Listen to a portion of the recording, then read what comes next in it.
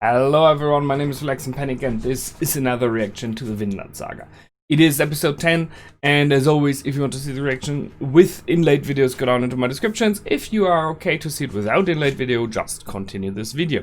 Next episode, as always, is already available on my Patreon. So much being said, don't be surprised, there might be a little bit of background noise because I have a cooler right here because it's freakishly hot today, as it was the last days as well. So I really need it, or I will just float away and there will be no reactions for the next week. So much being said, here we go in 3, 2, 1, now.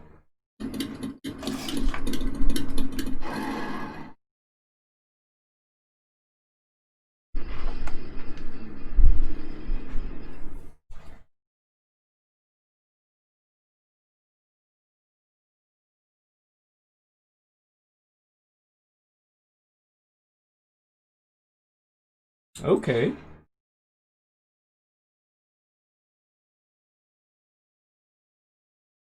Yeah, they said it was about to be winter soon.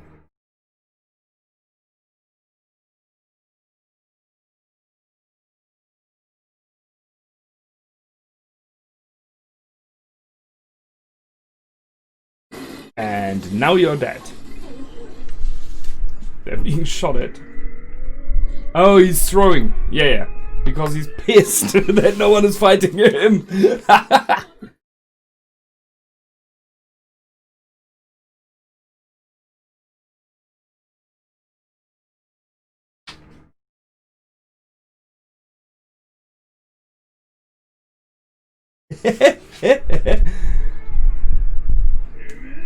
I knew it. He was about to call them chickens, but scarecrows is okay. Yes, because he has the right to.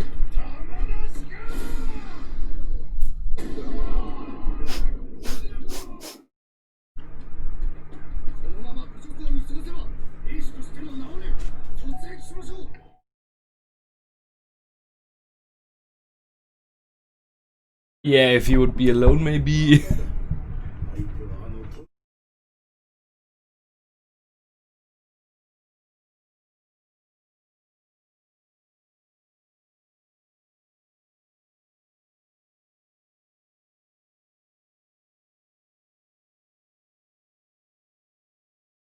Okay.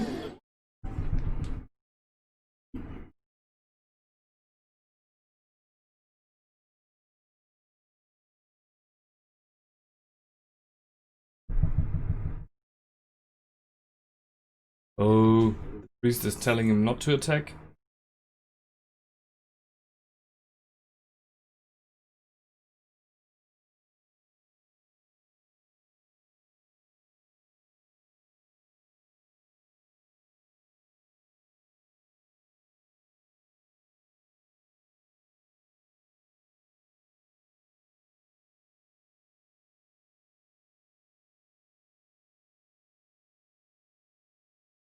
So it's not only the priest, it's Ragnar as well who says, man, just wait.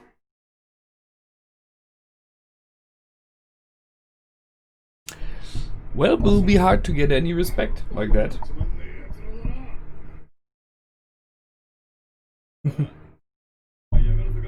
Yeah, they're not playing with him.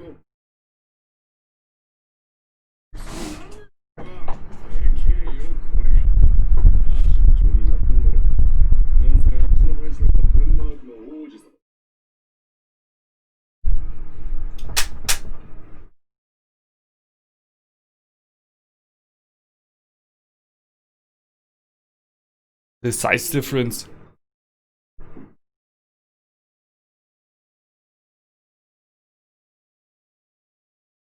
Okay.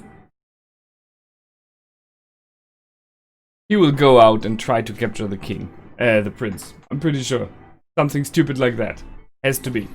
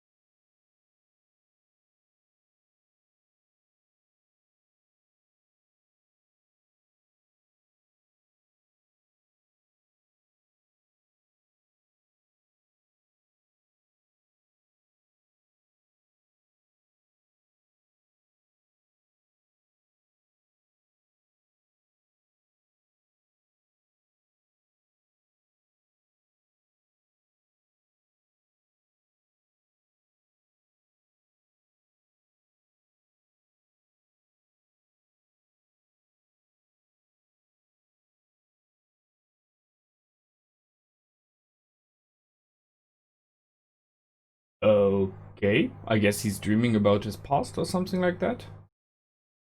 Like the perfect world.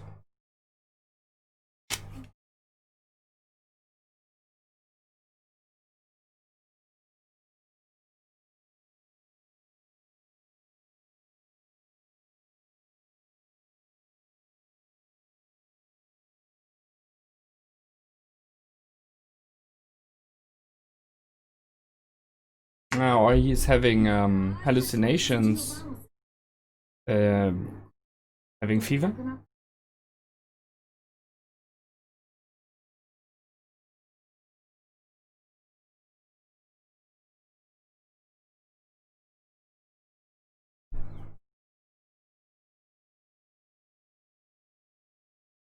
Hey, Thors.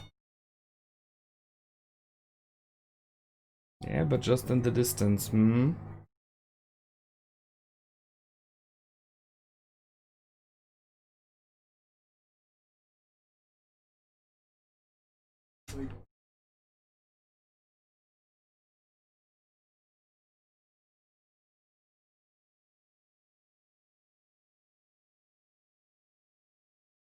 Okay, Vinland.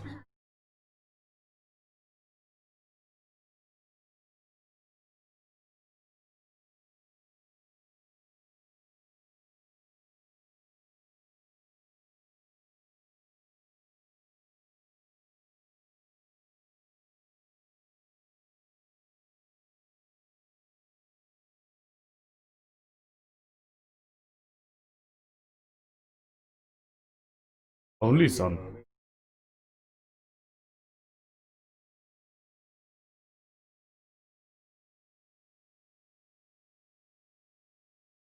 Yeah.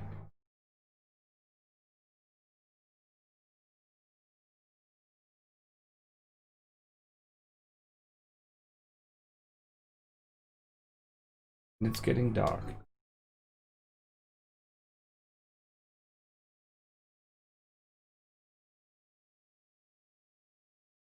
Oh, hey, here we go.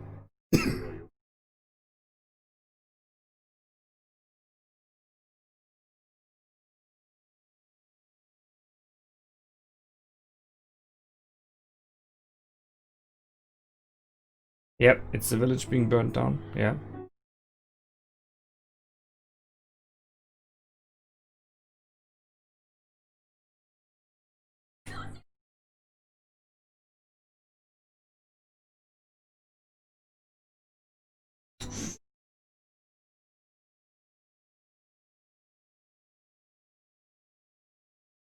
And now he's standing with arrows in. Yeah. Someone's having a fever dream. More like a fever nightmare.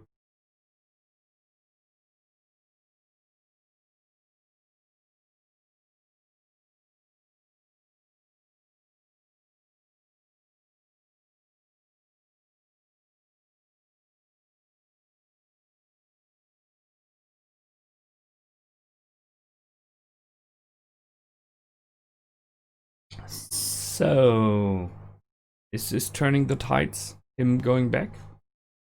I mean, it's about time.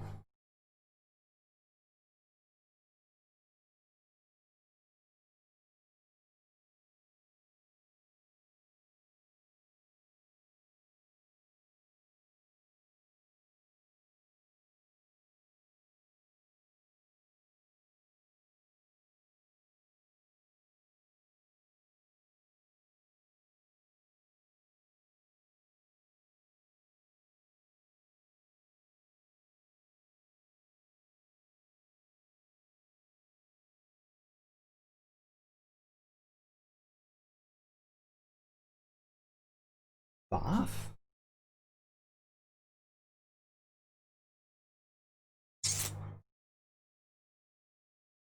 Yeah, always killing.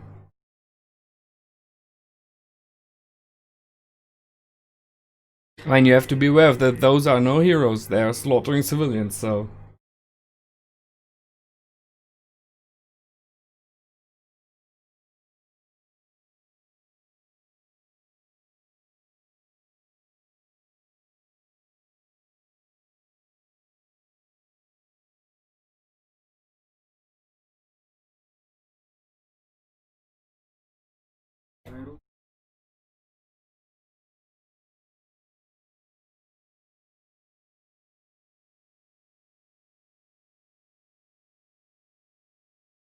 Not much, yeah. Not against the city.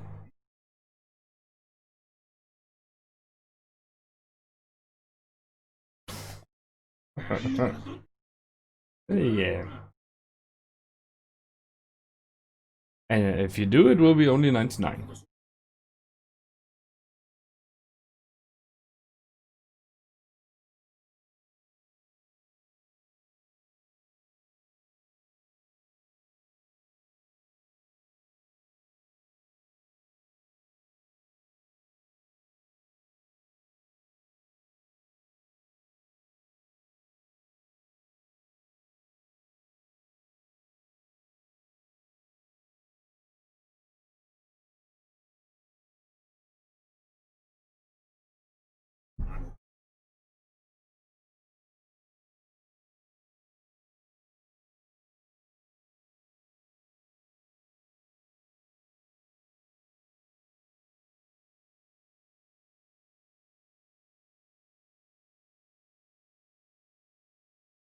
Yeah, the brawl's going on.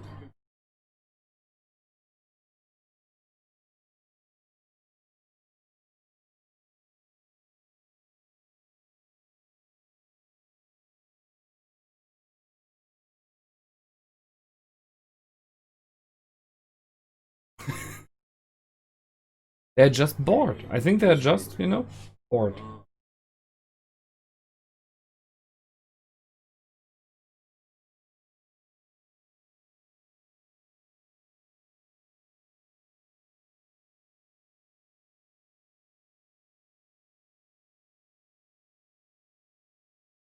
That's a way of wasting your man.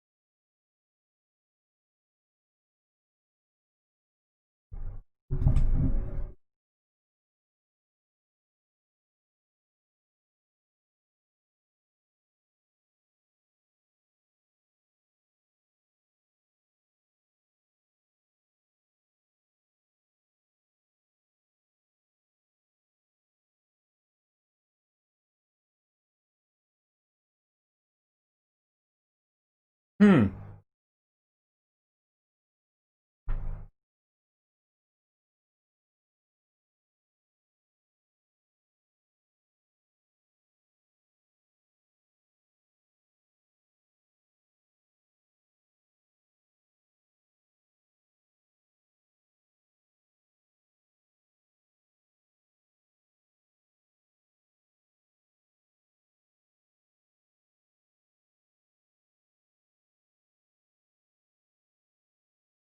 Well, he kind of had.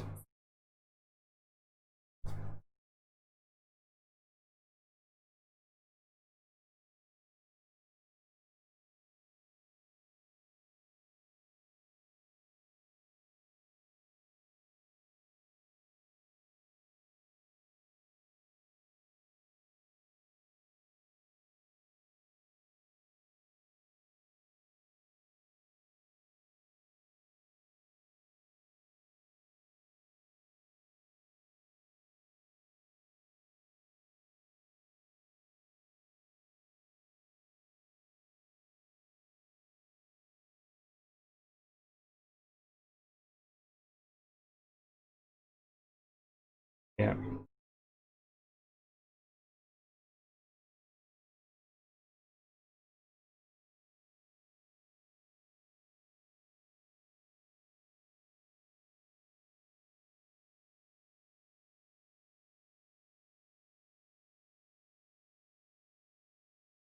It's one of the coins.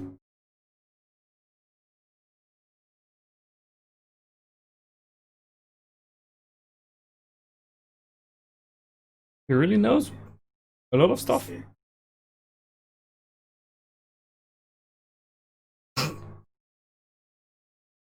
Your elders.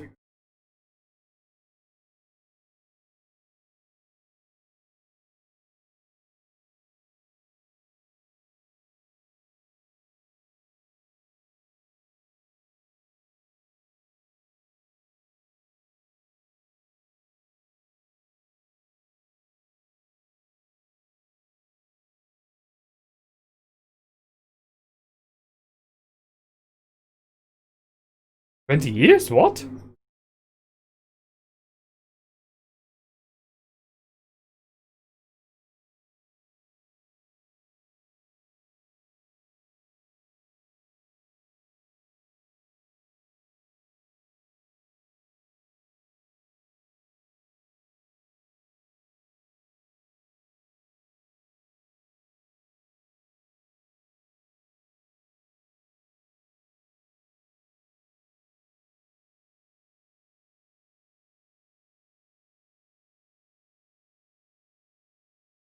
Man,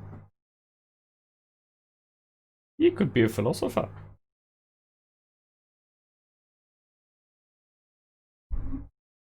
Something's moving. Yep.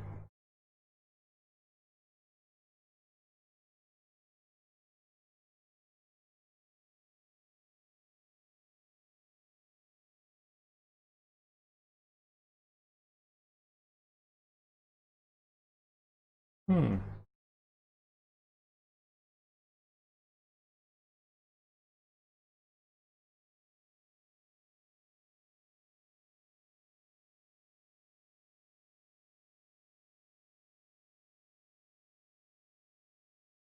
Ah.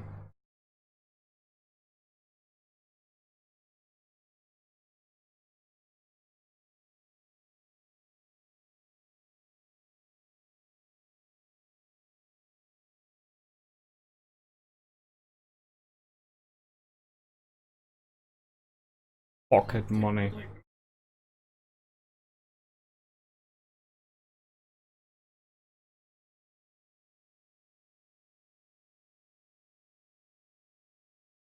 Yeah, and he's getting the information he needs.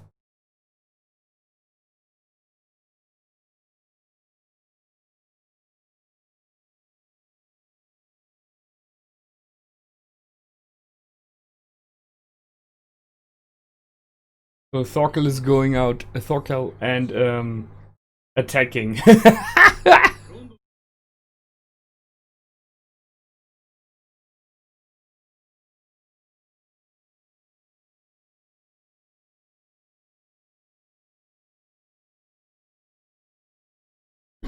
Oh my. Yeah, counterattack. They were not prepared for that.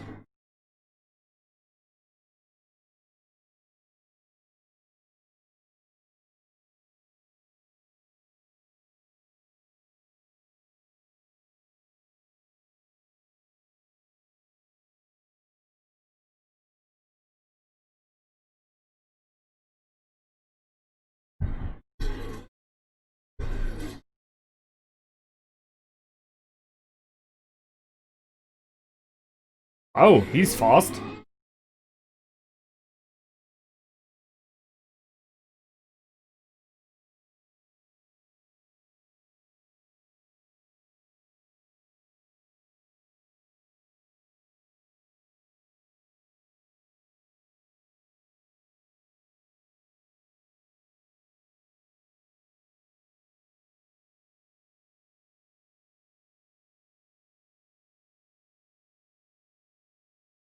Yeah, I think it's too late already. Oh, He just ripped away the whole tent.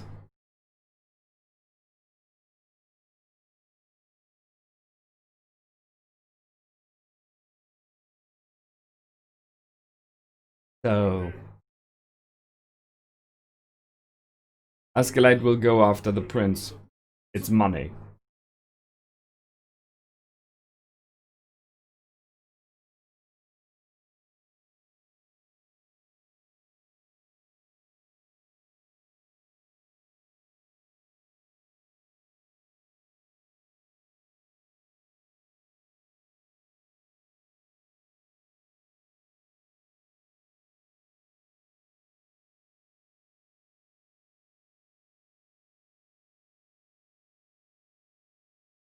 Rescuing the prince? It will earn him a lot.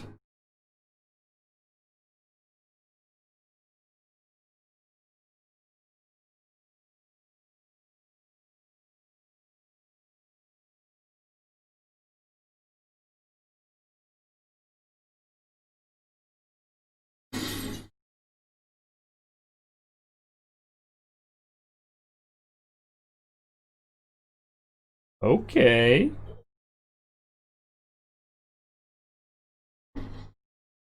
So that no one else hears, or what?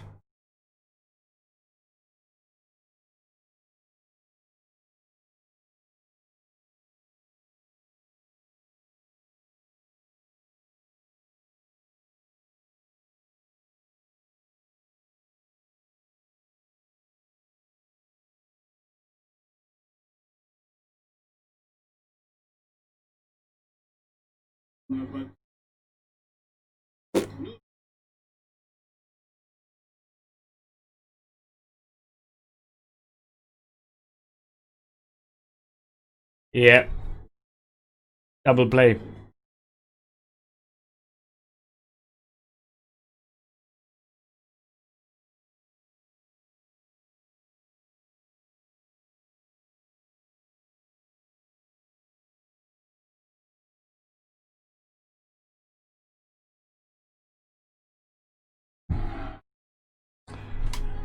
Well,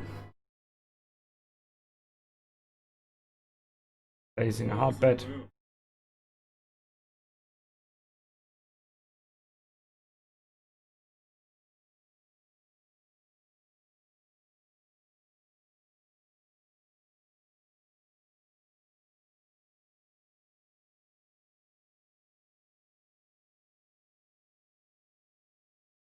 Something's happening. Askelad is behaving strange. Yeah.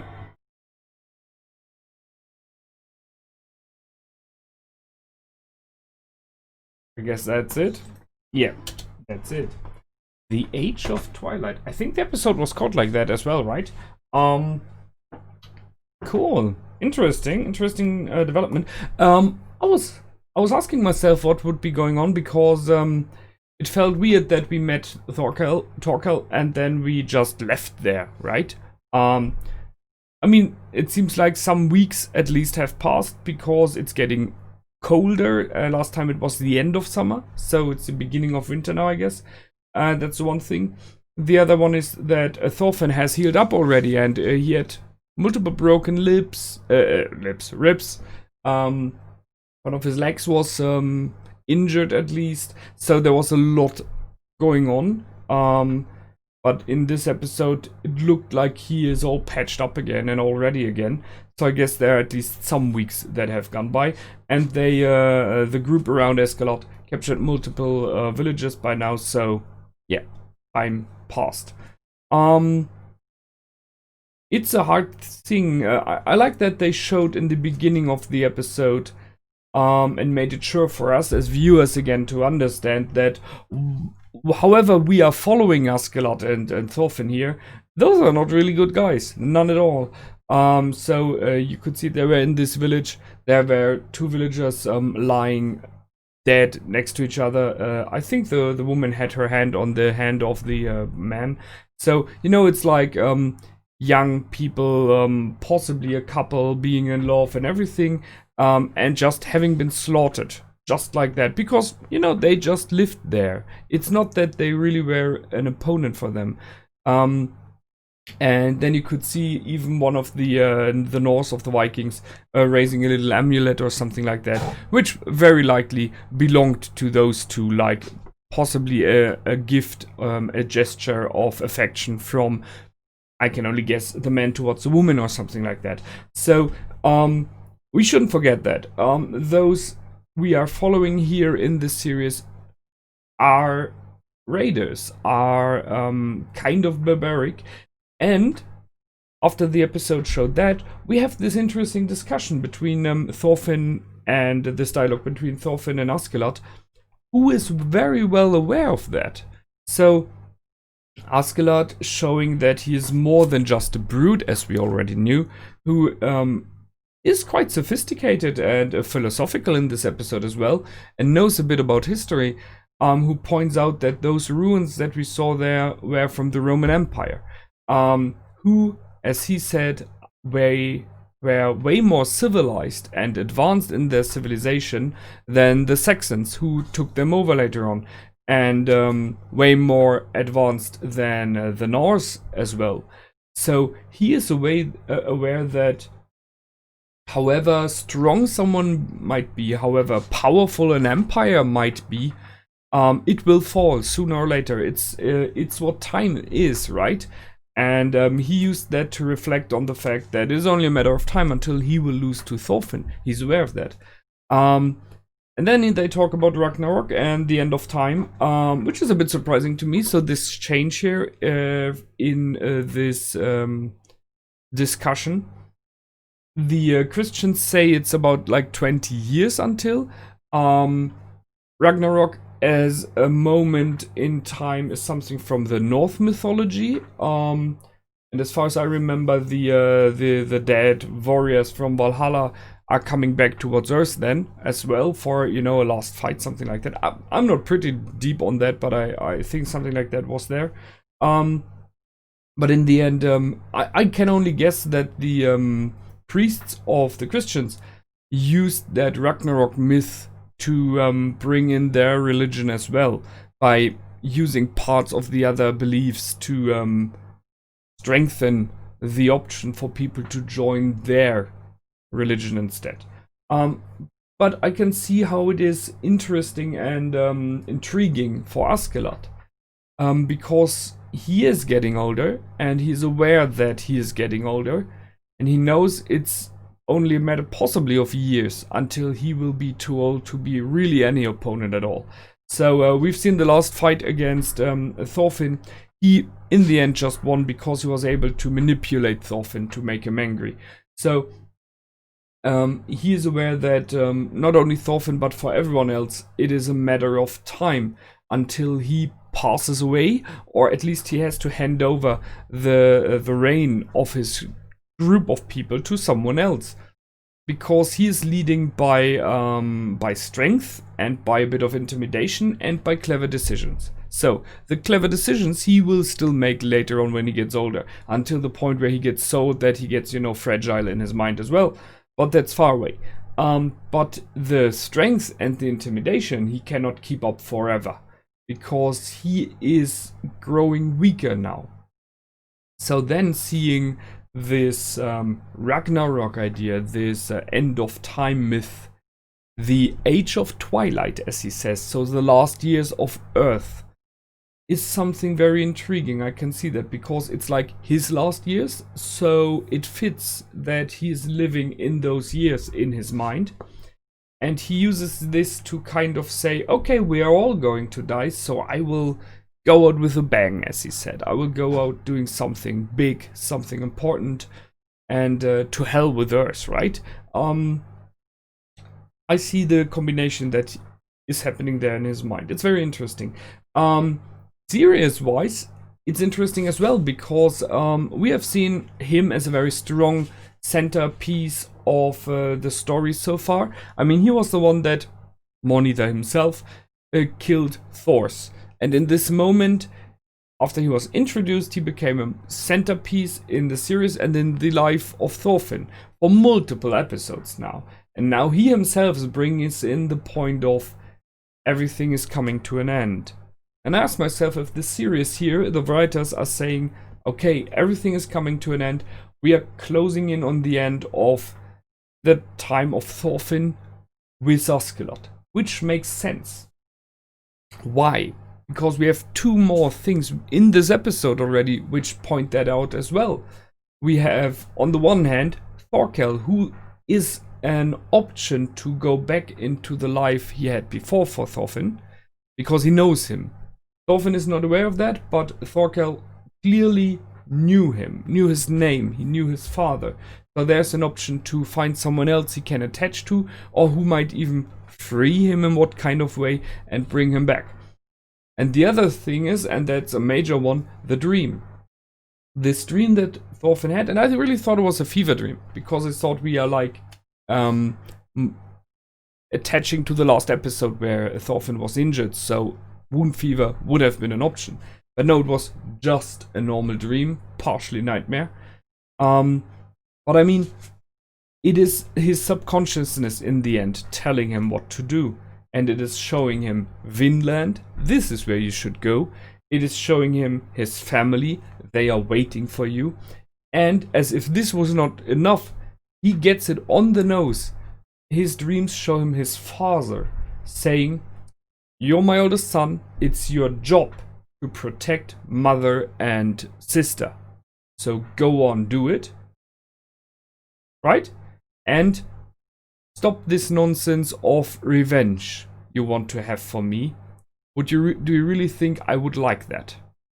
I mean, it's something he knows. It's his subconsciousness telling him. It's incredible. It's a cool thing. It's very clever, I think, from the writers to do it like that.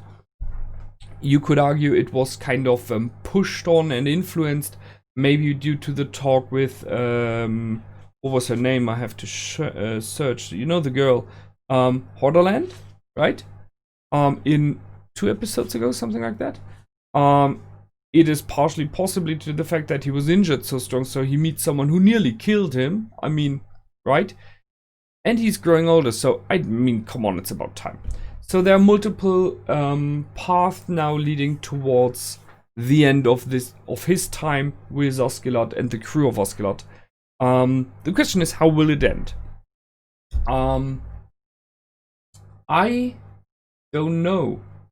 I mean, there might be like a last battle, a last fight between those two, but I kind of doubt it, and I think it would be sad, kind of, right?